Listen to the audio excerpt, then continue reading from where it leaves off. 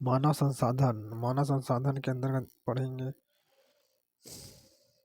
लोग ही एक राष्ट्र के सबसे बड़े संसाधन होते हैं। प्रकृति की देन केवल उस समय महत्वपूर्ण होती है जब वह लोगों के लिए उपयोगी होती है। लोग अपनी आवश्यकताओं और योग्यताओं से उसे संसाधन में परिवर्तित कर देते हैं। इस प्रकार मानव संसाधन ही अंतिम संसाधन है।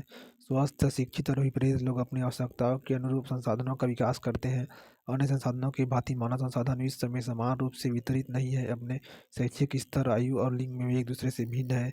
उनकी संख्या और लक्षण भी बदलते रहते हैं। क्या आप जानते हैं प्रधानमंत्री कौशल विकास योजना को 2015 में 1 करोड़ भारतीय युवाओं को 2016 से 2020 तक प्रशिक्षित करने के उद्देश्य से शुरू किया गया था। इस योजना का उद्देश्य संभाव्य और मौजूदा रोजगार अर्जक को गुणवत्ता प्रशिक्षण प्रदान करके रोजगार योग्य कौशल की योग्यता को प्रोत्साहित करना है।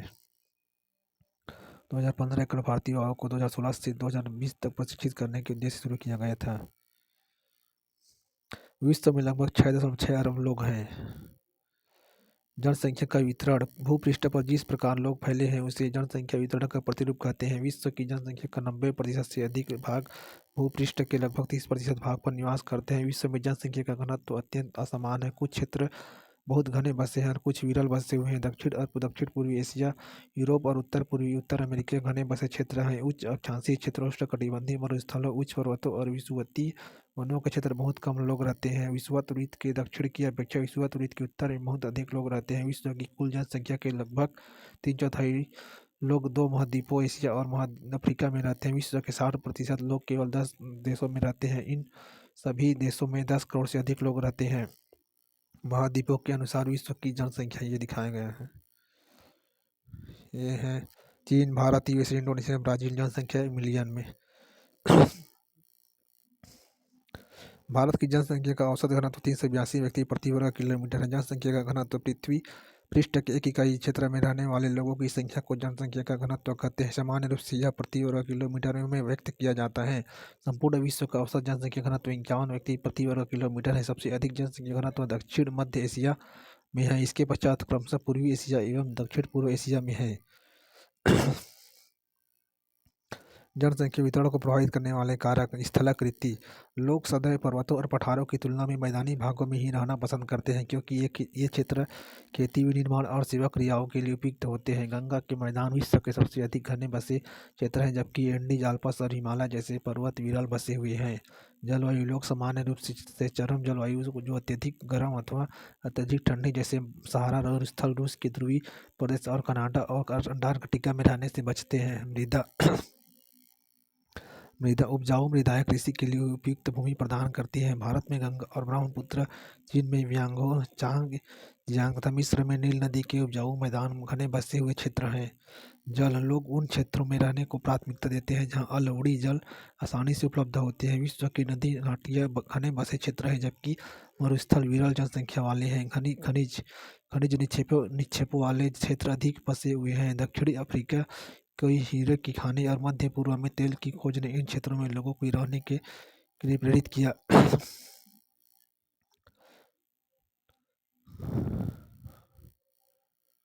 सामाजिक, सांस्कृतिक और आर्थिक कारक। आर्थिक कारक। औद्योगिक क्षेत्र रोजगार के अवसर प्रदान करते हैं। लोग बड़ी संख्या में इन क्षेत्रों की ओर आकर्षित होते हैं। जापान में ओसाका और भारत में मुंबई 2 घने बसे क्षेत्र हैं।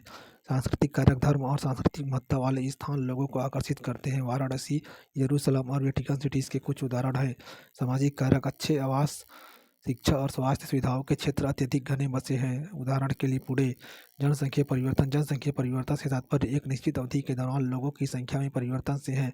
विश्व की जनसंख्या स्थिर नहीं रहती है, यह कई गुना बढ़ गई है। ऐसा वास्तव में जन्म और मृत्यु दर की संख्या में परिवर्तन के कारण हुआ है। मानव इतिहास की लंबी अवधि में सन 1800 तक विश्व की जनसंख्या धीरे धीरे बढ़ी है। बड़ी संख्या में बच्चे जन्म लेते थे, लेकिन शीघ्र ही उनकी मृत्यु भी हो जाती थी। ऐसा इसलिए था क्योंकि यह उचित स्वास्थ्य सुविधाएं नहीं थी।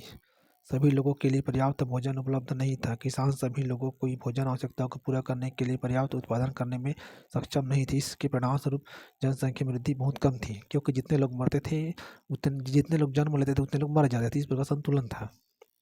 सन 1804 में विश्व की जनसंख्या 1 अरब हो गई। 150 वर्ष बाद 1959 में विश्व की जनसंख्या 3 अरब पहुंच गई। इसे प्रायः जनसंख्या विस्फोट कहते हैं। 1999 में 30 वर्ष की अवधि में कम से कम 30 वर्ष की अवधि से कम में जनसंख्या दुगनी 6 अरब हो गई। इस वृद्धि का मुख्य कारण खाद्य आपूर्ति एवं औषधियों के कारण मृत्यु दर कम होना है, जबकि जन्म दर अभी भी बहुत अधिक रही है। जन्मों को साधारणतः जन्म दर में आंका जाता है। जन्म दर अर्थात प्रति 1,000 व्यक्तियों पर जीवित जन्म की संख्या में मापा जाता है।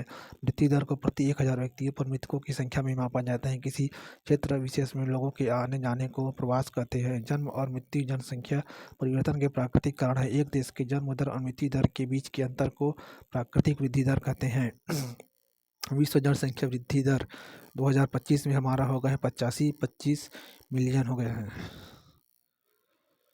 मृत्यु दर जन्म दर, जब क्या होता है जन्म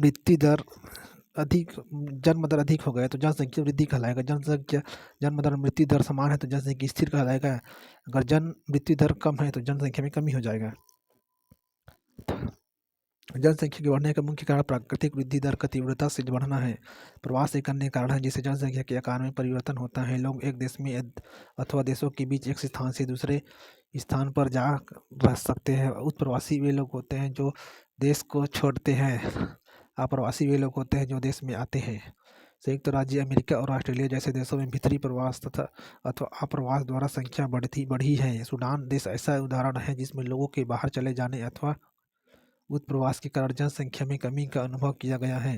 अंतर्राष्ट्रीय प्रवास की सामान्य प्रवृत्ति यह है कि लोग अच्छे आर्थिक अवसरों की खोज में कम विकसित राष्ट्रों से अधिक विकसित राष्ट्रों में चले जाते हैं। देश के अंदर बड़ी संख्या में लोग रोजगार, शिक्षा और स्वास्थ्य सुविधाओं की खोज में ग्रामीण क्षेत्रों से नगरीय क्षेत्रों की ओर चले जाते हैं। जनसंख्या परिवर्तन के प्रतिरूप जनसंख्या वृद्धि की दर में अलग अलग है। यद्यपि विश्व की कुल जनसंख्या तीव्रता से बढ़ रही है तथापि सभी देशों में यह वृद्धि अनुभव नहीं की जा रही है। कुछ देशों में जैसे केन्या में जनसंख्या वृद्धि दर ऊंची है। उन देशों में जन्म दर और मृत्यु दर दोनों ही उच्च है। हाल ही में स्वास्थ्य सेवाओं में सुधार के साथ मृत्यु दर कम हो गई है, परंतु जन्म दर अभी भी अधिक है जिससे वृद्धि दर बढ़ रही है। अन्य देशों में जैसे यूनाइटेड किंगडम में निम्न जन्म दर और मृत्यु दर के कारण जनसंख्या वृद्धि की दर मंद है। यहाँ दर्शाए गए हैं अति उच्च को नीले से दिखाया गए हैं, उच्च को इस रंग से दिखाया गया है, आदर्श को ऐसे दिखाए गए हैं, जीरो ह्रास को रूस में है।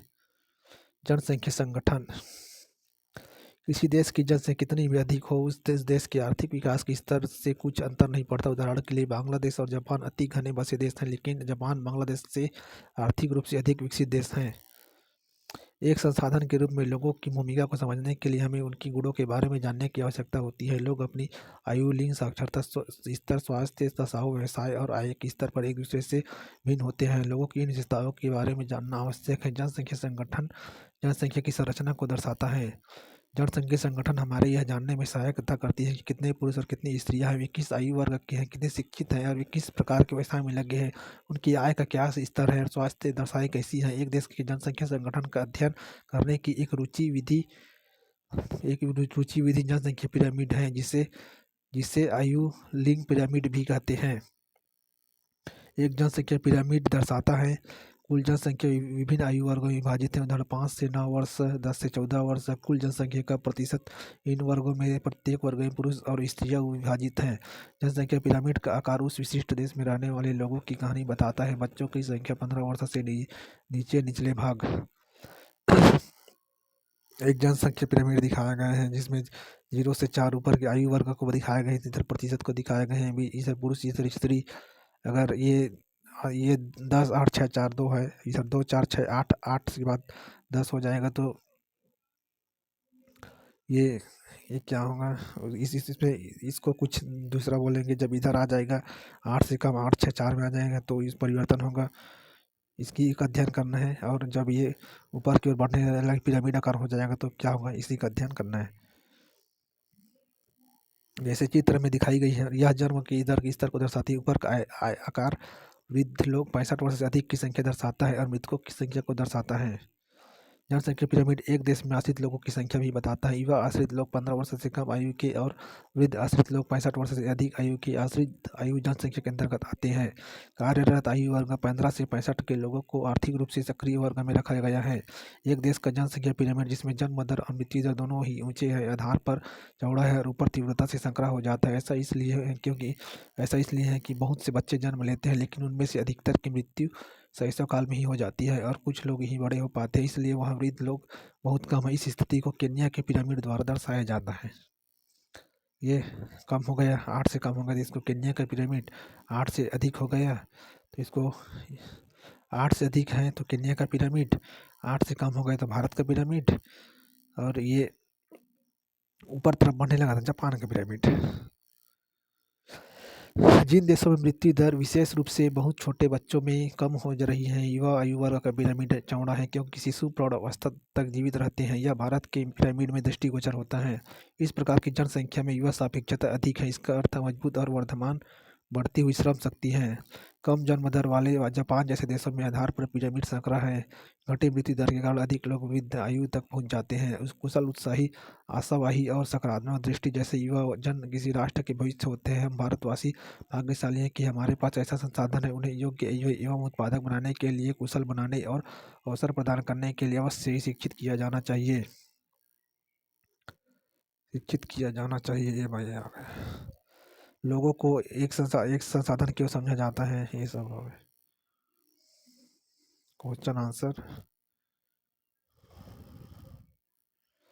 इधर दिया है। भारत का संविधान अनुच्छेद 12 से 35 मूल अधिकार, समता का अधिकार, स्वतंत्रता का अधिकार, शोषण के विरुद्ध अधिकार, धर्म की स्वतंत्रता का अधिकार, संस्कृति और शिक्षा संबंधी अधिकार, संवैधानिक उपचारों का अधिकार। ये पीछे क्वेश्चन आंसर दिया है, इसका अलग से सॉल्यूशन भी इसका अध्ययन करेंगे।